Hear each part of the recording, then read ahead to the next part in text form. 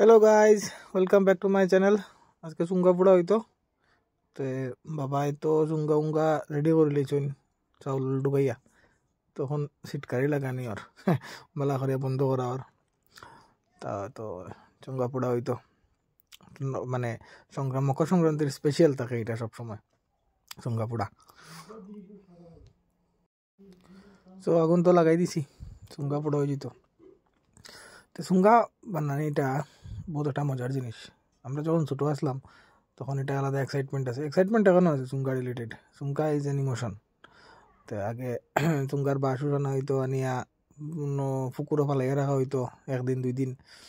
তারপরে আগের দিন রাত্রে চাউল করিয়া ভিজাইয়া রাখিয়া চুঙ্গার ভিতরে চাউল ঢুকানি হইতো।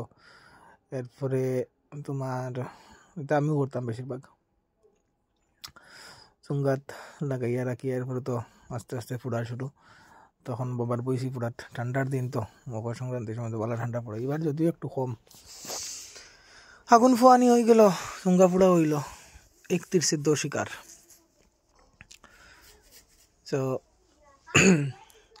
চলের কাজ দেখা যাও।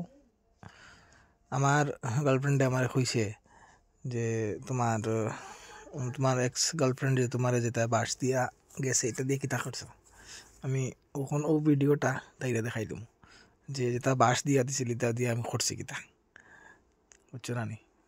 একটা মজার ভিডিও, ভাল লাগবো।